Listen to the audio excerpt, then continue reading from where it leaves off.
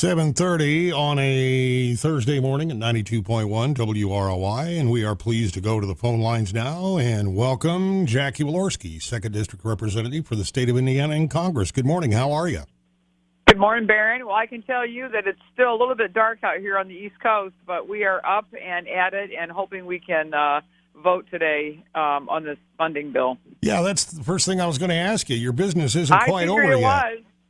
It's pretty timely news. I literally, when I got up this morning, saw that the Senate passed a stopgap measure sometime in the middle of the night, not sure when, and we will meet this morning at 9 o'clock with our conference and find out an update of where we're at on the House side. But I flew in last night. We had a lot of bills last night on the floor trying to just clear the end of the year, and so the big question today is what time will we vote this funding issue. Now, Speaker Ryan's been saying goodbye for the last couple of days, but he's still Speaker, right? He'll be the one up there with the gavel saying, what's the vote, right? Or am I wrong about that? Yeah, it's been kind of confusing. He still is the Speaker. The new House Speaker probably is supposed to be Nancy Pelosi, and we're sworn into the new Congress on January 3rd, so we're literally in the final days of the final hours.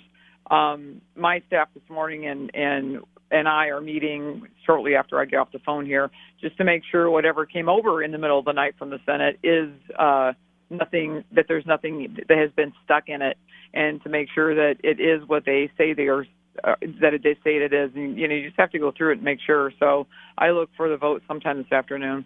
Okay, very good. That after that vote is over, then will you be done? Will Congress be out for the holidays, or is there still more business to take care of? I don't know. I mean, literally on the House side, the calendar is very, very tenuous. It's way up in the air. I don't know. So we kind of are going to learn that this morning. I think on top of the reality of making sure the government is funded, there's another issue that seems to be brewing, which usually it's very common on the East Coast, and it's these big snowstorms moving in. So they have one moving in tomorrow. And so I'm watching the radar. As Hoosiers, we're kind of used to the weather changing every 5 minutes, and we kind of live on the edge when it comes to Hoosiers. It's no big deal. But out here in the land of no snowplows, no salt, no way to get around, the winter storm has pretty much paralyzed this area of D.C., so I'm kind of watching it with a curious eye, wondering what happens tomorrow. Yeah, people out there don't understand in Indiana, if you don't like the weather, just take a nap. Geez, no kidding. Or fortify your car. I mean, we get it. They don't. And so it is an issue that continues to play out when you're sitting over here watching these storms move in. So you will be returning to Congress, and I don't think I've talked to you since November, so congratulations on that, by the way. Oh, thanks so much. I'm grateful to be here, Barron. Now, have we decided yet what committees Jackie Walorski will be on, or will that happen after you go back in January? No, I'll stay on the Ways and Means Committee for as far as anyone can tell. They go by ratios, and I think the ratios obviously are going to be established by the new speaker, but we pretty much know from the new chairman and those folks that I'll stay on Ways and Means. And so the way the House is on our side, the Republican side, is if you're staying on the Ways and Means Committee, it's the only committee you can be on. So it'll just remain my alum committee. Oh, and, I didn't know that. We'll be defending, the tax bill, the tax cuts, the Jobs Act, all those issues that will now become very hot potato issues. Our job will be defending what we passed and defending the middle class and defending our district. So, it's full-time. We will be playing defense now and offense in a bipartisan way when there's things that we agree with is good for the district. But me, I'm going to stay vigilant when it comes to VA, veterans, and those kinds of things that are important to us, agriculture as well. And there'll be times, and there'll be, I think, a lot of ways that we can work together across the aisle. I always have. And so in one sense, when you transcend into, protecting veterans and protecting our agriculture and, working with the fact that our manufacturing base is one of the largest in the country, it's still 24/7 full-time. So it'll just be playing some defense on things that we've passed and getting together with the Democrats on offense to continue to do what we do, which is, improve our districts, save jobs, get more people back to work. So, in many ways, the agenda doesn't change. It's just all about fighting for people in our district. Okay, you mentioned veterans, and there was some stuff in the news here lately about, and I want to be specific because some veterans are in like a voc rehab program, but the ones who are in the GI Bill program and going to college, their housing subsidies, that got put off. Are they going to eventually get that money, or is that just gone because of a clerical error or whatever? Get that money, because that's a great bipartisan issue. You know, we're fighting for veterans. We're not Republicans and Democrats. We are Americans, and we are members together that believe in fighting for veterans. It's never a partisan issue, and won't be, and we'll continue fighting until we get that figured out and get it worked out. Okay, very good. Another thing that came up in the last 24 hours, and you're well versed in foreign policy affairs. What are we doing in Syria? Are we getting completely out of Syria? And where are we in the Middle East other than Syria and Iraq? I'm not quite sure. Other than, the sailors on a ship that have a port of call, where else in the Middle East do we have permanently, I don't want to say permanently, but you know what I mean, people on the ground who are there like the ones in Syria and Iraq are. But are we getting completely out of Syria, or do we know yet? I would say I would go with B. We don't know yet, because this was a shocking announcement from President Trump yesterday. And to your point, I spent 4 years on the Armed Services Committee, and I was as shocked as everybody else that heard that news yesterday. I think that, this is where the vigilance and the oversight of Congress plays an extremely important role, no matter who the president is. I think I personally, don't necessarily agree with the president that this is the time to pull out. We've seen this kind of behavior happen before under different administrations, and then requires us to go in again and double down. I'm not necessarily second guessing him, but I, over the years, tend to believe that when you have military commanders like General Mattis, who are advising the president, and he seemed to be under as many questions as we were yesterday, that maybe it's a bit premature. But I tend to stay on the side of the military strategy and those folks that are making those calls. And I think when they were as shocked as we were yesterday, there's great questions to be answered. And so that's where the vigilance and oversight of Congress comes in, to make sure that we understand exactly what the president is thinking and what the advantages are, and then to see where our military strategists lay. So right now, there's very confusing messages coming out of the White House. This is probably going to seem like an odd question, especially to people a lot younger than I am, but the president's a boomer. Is the ghost of Vietnam still visiting our foreign policy? Is he afraid of something like that? That's way over my pay grade to second guess what he's thinking. I have no idea, and I don't think anybody else out here does either. I think right now everybody's proceeding with caution and, looking to see literally from a verify standpoint, let's see what's actually happening. Let's verify it and then move on. So it'd be interesting to see how it plays out over the next couple of days here. I know I think it was a couple of years ago, there was a lot of concern because we had Russian fighter planes and American fighter planes playing in the air, same airspace. Do the Russians have troops on the ground in Syria? I would say yes, that they do. And one of the big concerns is that should we turn and leave, that turns really the upper hand into Russia. And then you see nothing but havoc playing out. So that's one of the concerns today. And I think, my hope is, especially as we're watching this unfold, is that the military strategists in our country and the generals that are actually on the ground making the calls, hoping that some sense prevails here over, unintended consequences that are always dangerous. Let's bring it back to domestic issues. You talked about the district being the highest manufacturing in the country, and that's something that I don't think a lot of people think about or realize sometimes, but we are. We recently had the new dean of agriculture at Purdue on, and she spent a lot of time talking about how they are working to automate further the agricultural industry. Our governor has a high priority on broadband and technology because he sees the automation coming, and there's just a lot of jobs that are going to go away. We'll create more in the high-tech sector, but a lot of them are going to go away in the low-tech and blue-collar jobs. What do you see coming down the pike now from D.C. to deal with this issue?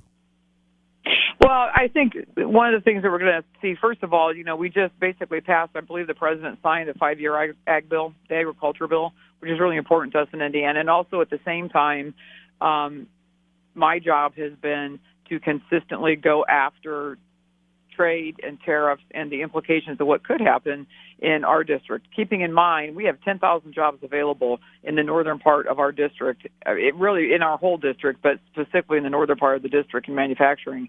And one of the things that we're seeing is, you've got companies today all over the Indiana 2nd District that want to expand, that want to produce more, and literally have no employees. And the pressure that this lack of employees is creating is really almost an urgency in the automation department to basically say, if I can't get 10 people to fill this job on 3 shifts, then I'm going to have to get forced into automation.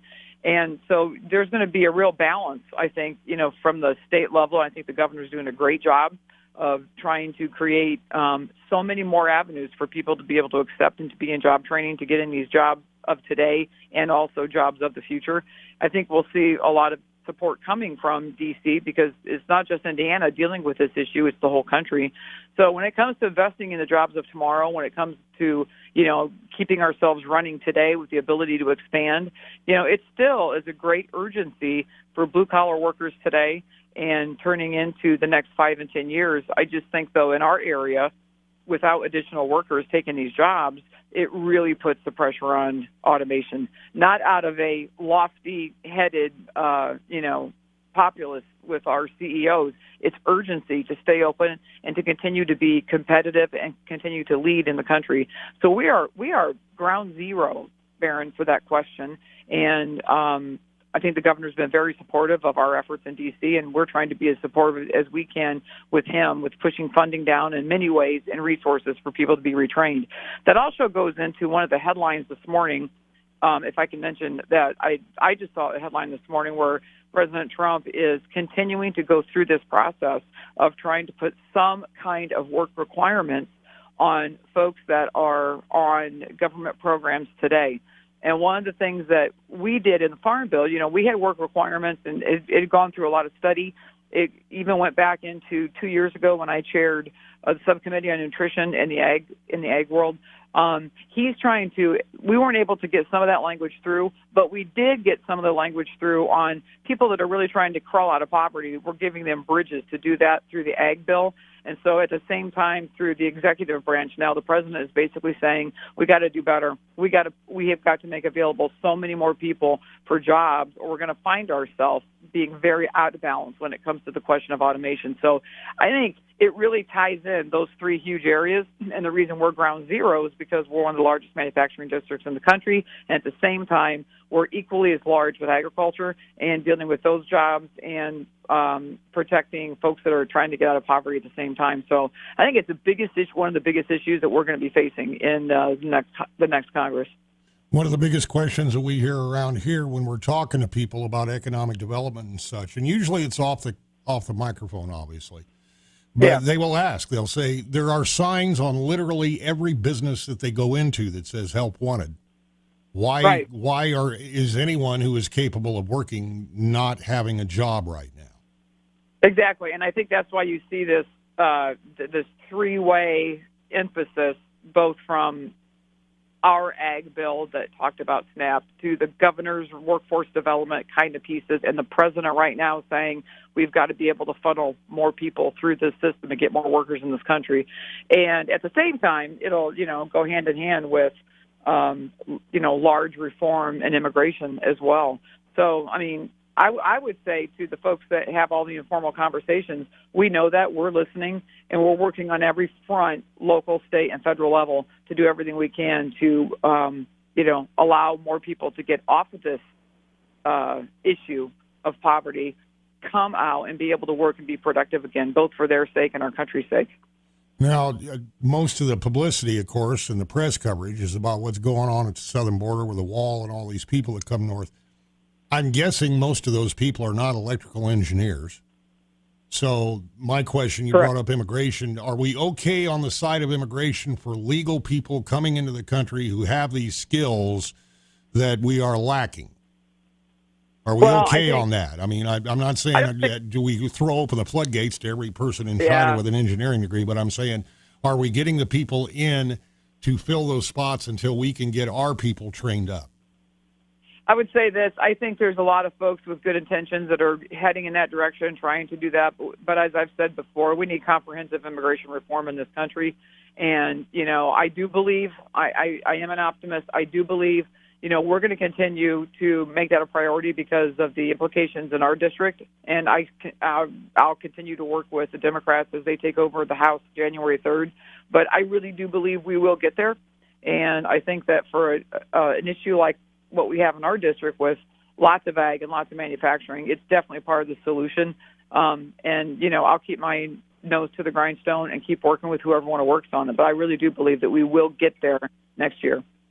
Okay, again, we're speaking with 2nd District Congresswoman Jackie Walorski. I know you're pressed for time because you do have that vote today.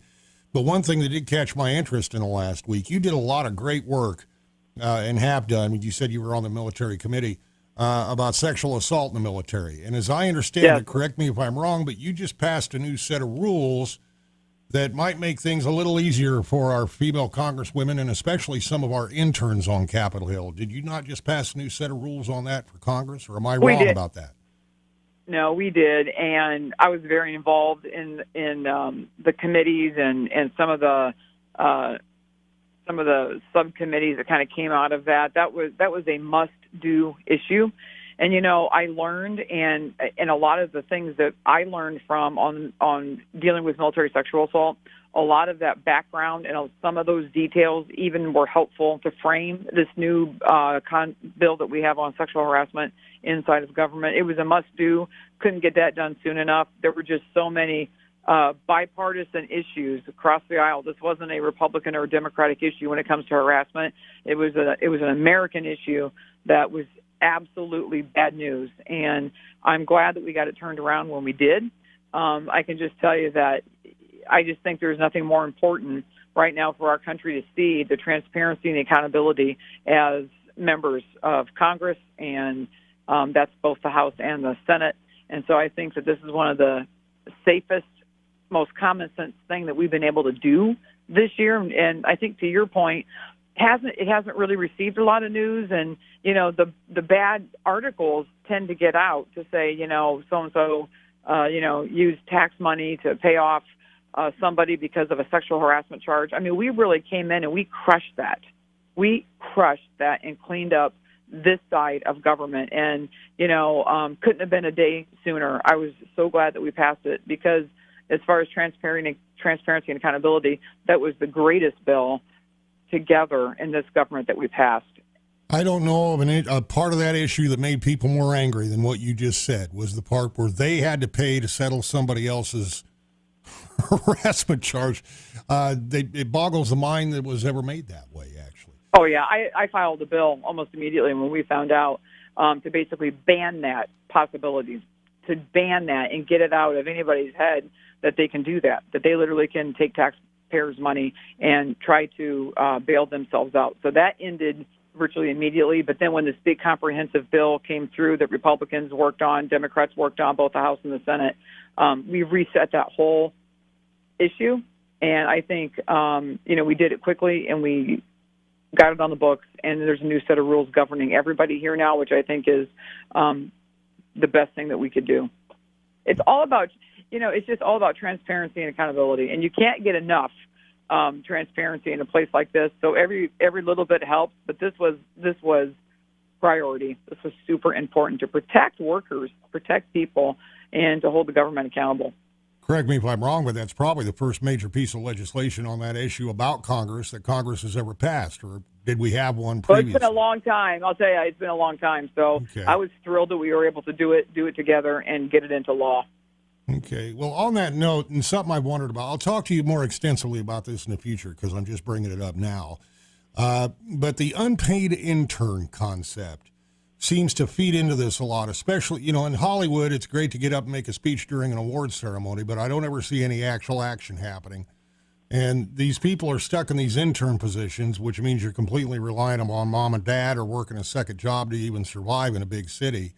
And they are very vulnerable to be preyed upon by other people. And it's in the media, it's in Hollywood, it's in politics. Is there a legitimate reason to examine the concept of an unpaid intern who is really probably as vulnerable as anybody gets because their entire survival is dependent upon the people who are harassing them in the first Yeah, place. absolutely. That's ongoing now, and that really has gained a lot of momentum. That'll take us into 2019 based upon the foundational bill that we passed on harassment.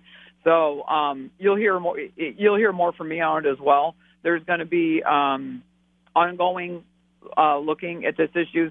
The foundational harassment bill that we passed pretty much now spurs, other issues that have to be reformed, and that's one area. And I think you'll see complete bipartisan cooperation, both on the House and the Senate side, in the next few months regarding the outgrowth of these other areas now, including interns. Okay, very good. Again, speaking with Indiana 2nd District Representative Jackie Walorski, I know you're busy, so we'll let you go. So you have this vote, and then you're done, yes?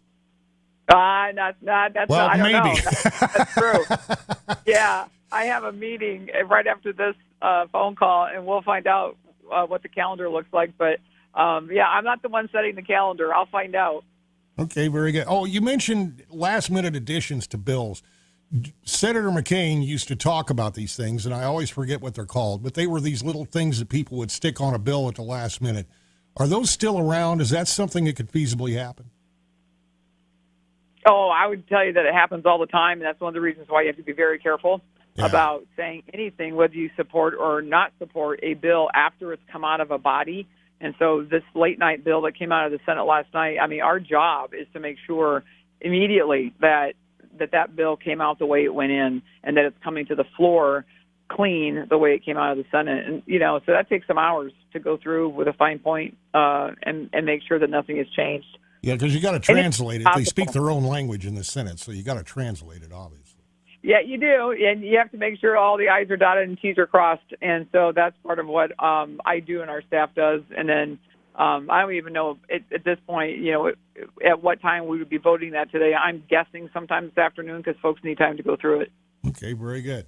Well, Congresswoman Jackie Walorski, we thank you very much for your time. We appreciate it, and we want to wish you and yours very happy holidays. Same to you, Barron, and to Tom, and to all your listening audience. Merry Christmas, you guys. All right. Well, you have a great day and be safe coming home, okay?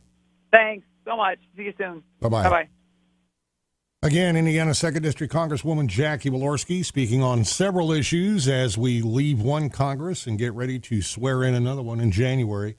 It is now 7:52, 92.1 WROI.